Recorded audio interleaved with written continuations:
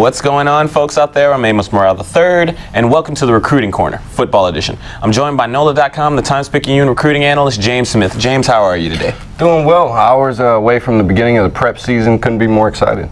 All right. Well, prep season, as you said, is almost upon us, and fans will get their first taste of it this weekend with the Jamborees. James, are there any Jamborees in particular you're looking forward to? There's a bunch of really good matchups, as there will be each week in the prep season. You know, tons of talent throughout the state of Louisiana. St. James and Donaldsonville, a game that really stands out to me. It's got some really good young prospects in it. St. Aug and Landry Walker, two New Orleans area teams that, you know, have a little chip on their shoulder, a little rivalry going on, and Rummel and St. Paul's, two Catholic schools that also have a lot of talent. So I mean, there's talent throughout the state, but those are three games that really stand out to me this week. All right. Now, who are some of the prospects that you want us to watch for if we check out these games? You know, St. James and Donaldsonville is really intriguing to me. It has two of the better young offensive players in the state. Stephon Sullivan from Donaldsonville, who's committed to LSU, and Lowell Narcisse, the quarterback for St. James. Young guy, 2017 quarterback, coming into his own, really developing as a passer, really good athlete. Those are a couple guys that really jump out to me.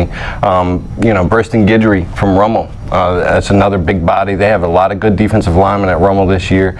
He's going to be a stalwart for that defense, and he's got Christian Fulton, who's going to be injured for Rummel, so he'll be coming in a few weeks into the season, rehabbing that shoulder injury, and they'll have the tough task of stopping Jalen McCleskey from St. Paul's, who's been dynamic throughout the spring and summer.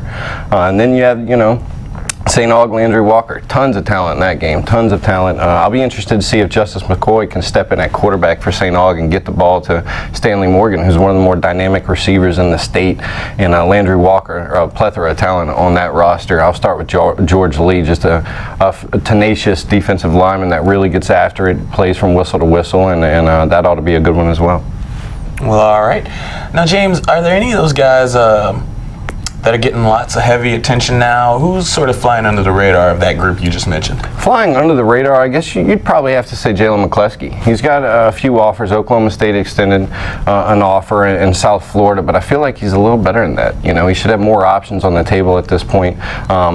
Last year they had a couple D1 receivers ahead of him, so he didn't get as many touches as I think he's going to get this senior season. I think a big senior season for Jalen McCleskey, and he could really shoot up the recruiting boards for a lot of schools. All right. Well, folks, that's about all the time we'll take from you today. Be sure and check out all the great recruiting content we have at NOLA.com/recruiting. And until next time, I'm Amos Morale III. That's James Smith. Thanks for clicking on us.